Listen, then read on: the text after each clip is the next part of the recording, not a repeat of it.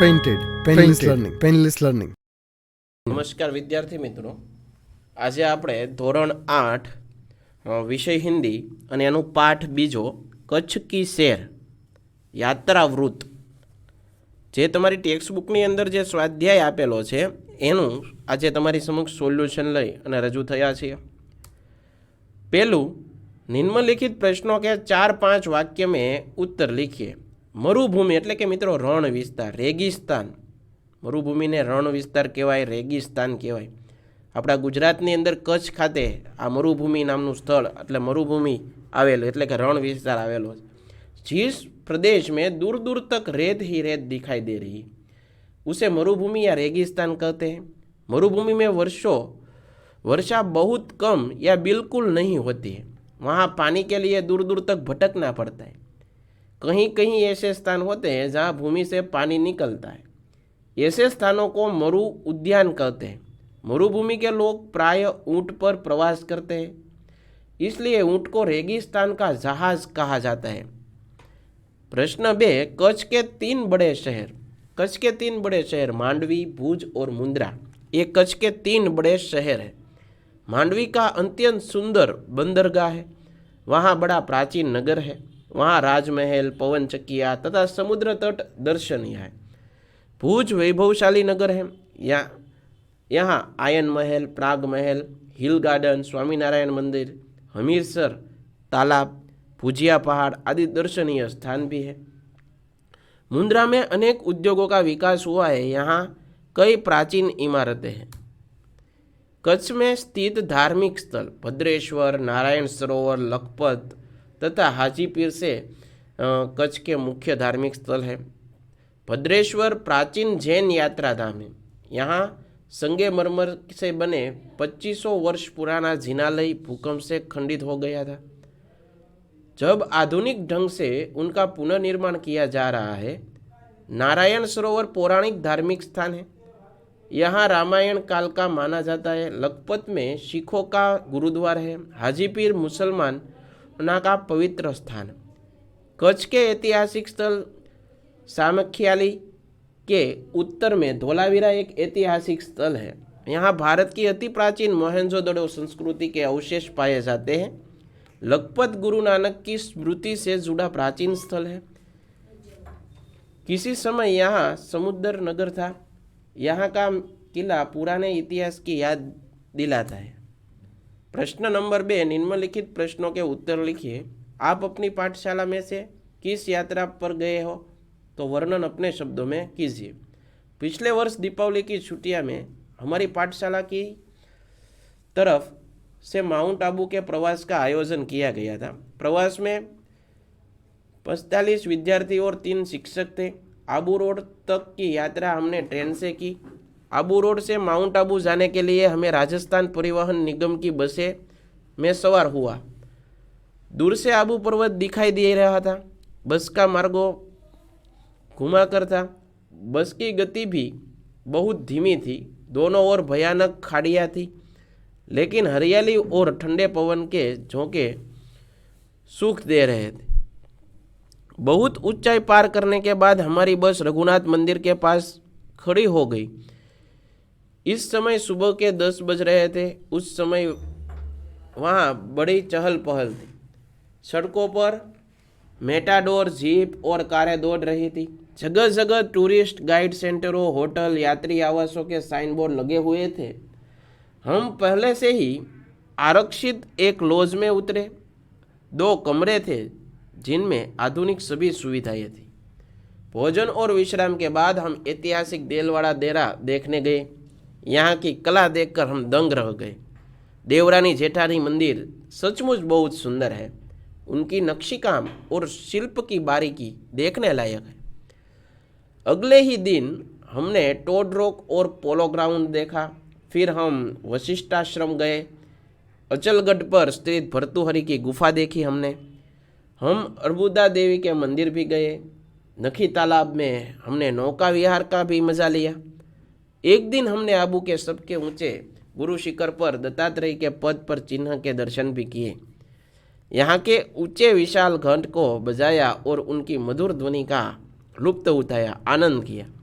हमने वहाँ की ब्रह्म कुमारी ईश्वरी विद्यालय की भी मुलाकात ली।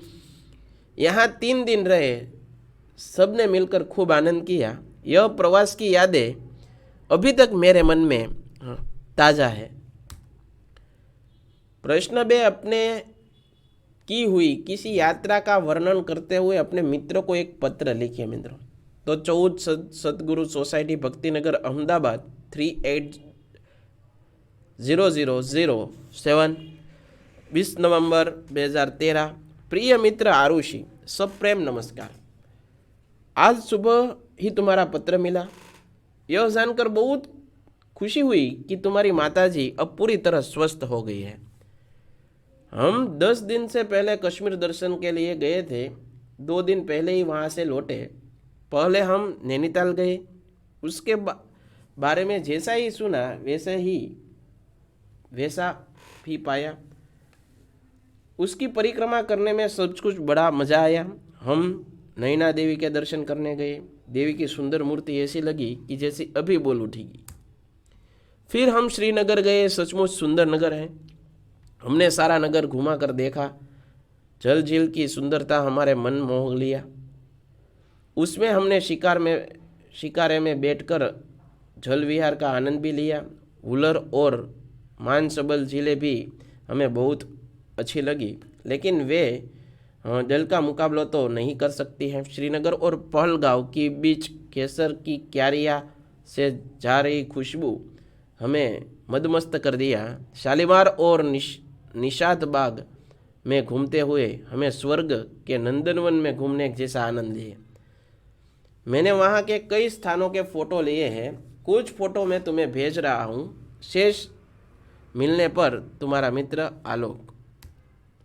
प्रश्न 3, दिए गए शब्द मिले ऐसी पहेलियाँ का निर्माण कीजिए। सितारा, आकाश में रहता हूँ, रात भर चमकता हूँ, दिन में छिप जाता हूँ, सूर्यास्त होने के बाद फिर निकल आता हूँ। चमचम चमकता हूँ, रहता हूँ मौन, प्यारे बच्चों बतलाओ मैं हूँ कौन। हाथी, गणपति जैसा मुँह है मेरा, काया खूब विशाल, सबसे बड़ा जानवर हूँ मैं, मस्त है मेरी चाल। चिराग, मेरे रहने पर अंधेरे की नहीं चल पाती, मेरे 2 साथी तेल और बाती। पाठशाला, ज्ञान का मंदिर हूँ, सरस्वती का घर हूँ, आओगे यदि मेरे पास पाओगे विद्या का प्रकाश। स्वाध्याय, दिए गए शब्दों को शब्दकोश के क्रम से दीजिए। तो मित्रों અહીંયા લખાયા છે, તમે લખી શકો। प्रश्न 2, इस पाठ में आई प्रशासकीय शब्दों की सूची बताकर उनका वाक्य में प्रयोग कीजिए। अधीक्षक, मैं थाने में जाकर अधीक्षक से मिला। प्रभाग, फिल्म प्रभाग आज बंद था। वरिष्ठ, वे यहाँ वरिष्ठ अभियंता है। कनिष्ठ, कनिष्ठ अधिकारी योग्य व्यक्ति है। सचिव, मंत्री ने अपने सचिव को बुलाया।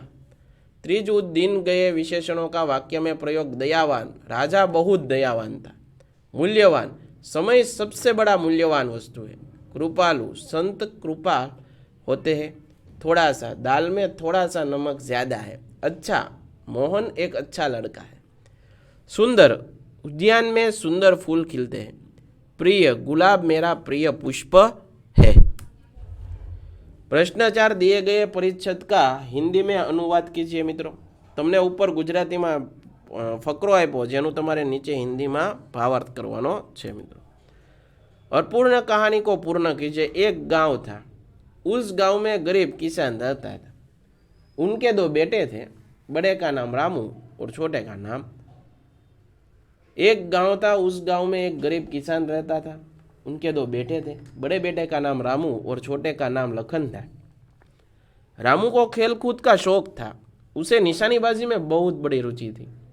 बड़ा होकर वे भारतीय सेना में भर्ती हो गया।